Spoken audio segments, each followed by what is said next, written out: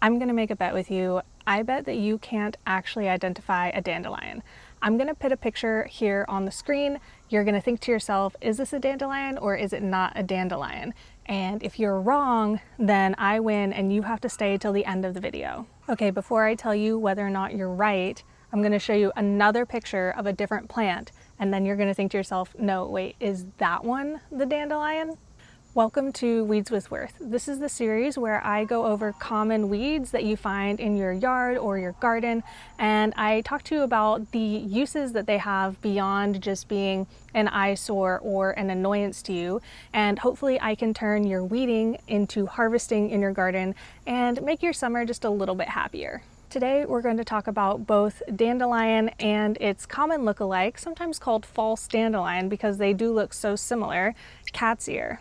All right, let's see if you got it right in the beginning. This one is cat's ear and this one is dandelion. They do look really similar, right? It is pretty hard to tell the difference if you're not looking for some of the very specific distinguishing characteristics. Let's start by talking about the ways that they are similar, the reasons that they are absolutely confused for each other all the time. So they obviously both have very, very similar yellow flowers. And some people say that you can kind of distinguish the flowers, but in my opinion, that is the weakest distinction between them. They have nearly identical looking flowers. They are also both plants that grow with all their leaves coming from a center point at the ground level and outward, and this is called a rosette. They both have stems that come up from the center of that rosette, and those are the flower stems. You're not going to find a dandelion or a cat's ear with a leaf that is attached to an actual stem. And lastly, they both have really big, deep tap roots, and they both kind of fit into the same niche as far as like the plant world and their like purpose in the ecosystem. So how do you actually tell these plants apart? So there are three main things that you need to look for to distinguish between dandelion and cat's ear. The first thing is going to be whether or not the leaves are hairy. Dandelion leaves are going to be smooth, whereas cat's ear leaves are going to have very noticeable hairs all over the leaves. The second thing you can look for that you can usually see from afar is whether or not the flower stems are branched. A dandelion has a single straight stem that ends in one flower, whereas cat's ear has a stem that will sometimes split in the middle, sometimes multiple times, and then what started as one stem at the base of the plant can have like 4 or 5 different flowers on it. And lastly, if you're still not sure, you can cut that flower stem and look to see whether or not it is hollow or solid. Dandelions have a hollow stem and cat's ear have a solid stem. So like I mentioned, these plants both fill a very similar niche in the ecosystem. They are both pioneer species, meaning that they are among the first to arrive in a newly disturbed area. They also both do the same job as far as reaching their big taproot down into the ground and then pulling up nutrients to the surface. And this is part of why they are a pioneer species, because that taproot is simultaneously pulling up those nutrients so that they're more available to other plants that will come in later, and then also breaking up compacted soil. If you have a pretty big dandelion or cat's ear problem in your yard, chances are it's trying to tell you that that soil is compacted and not much else really wants to live there.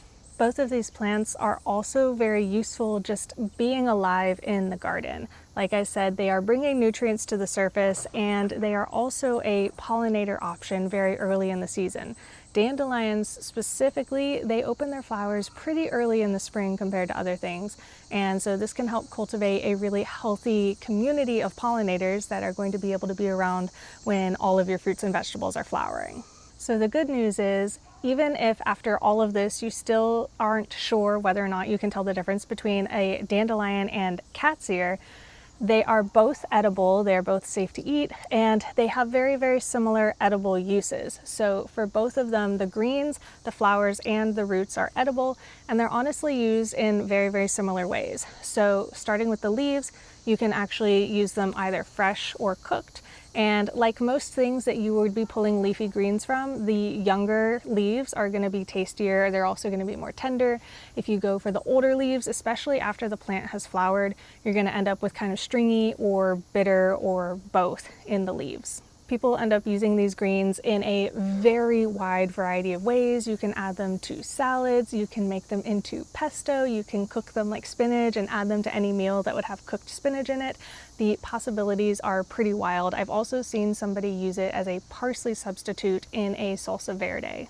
So the flowers of both plants are also edible, fresh, or cooked, and there's a wide variety of dandelion flower recipes that you can find. And the good news is anything you can use a dandelion flower for, you can also use a cat's ear flower for, even though you don't really hear as many people talking about the cat's ear flowers. If you've never heard of making anything with dandelion flowers before, the possibilities are extensive, but most commonly you will see people making syrups or jellies, or even wine is a really common use of these flowers. Lastly, the tap roots are both used very similarly. You can dig them up, wash them, roast them, and then use them as a caffeine-free coffee substitute. The only real difference that I've seen in edibility between the two is that people tend to eat the stems of cat's ear and not the stems of dandelion. I've seen a lot of people say that you can use the stems of cat's ear basically the same as you would asparagus. So is it worth it to actually cultivate this plant instead of simply removing it? In my opinion, yes. I actually don't pull dandelions or cat's ear in my garden unless they are like very specifically in the way or crowding something out. I absolutely love when they grow in my pathways because, like I've said, there's so many benefits, and I know that they are making the garden soil better just by being there. Having them in my garden also gives me a really safe source for these when I do want to add them to my diet. If you are foraging these outside of your cultivated garden space, then you do have to be very careful to make sure that they're not being sprayed by anything and they're not near any roads where they're getting all the like gross car fumes all over them, things like that. It's also really cool to see just how beautiful and healthy these plants can look when they have actual access to good soil. I know we're used to seeing these things growing out of cracks and being really flattened by foot traffic, but in the garden they can actually look like really beautiful plants. So my friend Abby actually went through the effort of making an entire cross stitch that says Weeds with Worth just for this series, and on that cross stitch there just so happens to be some beautiful dandelions. And so I took that cross stitch and I made it into this sticker. This sticker is available exclusively through my Patreon. So if you want to support my work, if you want to get a really, really cute sticker, go check out my Patreon down below. So in addition to a new sticker design being accessible through my Patreon every 3 months, I also have access to a private Discord server through my Patreon where you can chat with me, you can chat with the other gardeners in there. Everybody is so lovely, and it's really fun to get to see everybody's garden and also see the ideas and the troubleshooting that can come up when people run into issues, because I definitely do not know everything, and so crowdsourcing that information from trusted sources is really, really useful. If you guys liked this video and you're new to the channel, I highly recommend that you check out the rest of the series, which will be linked at the end of this video. Let's make a wish together.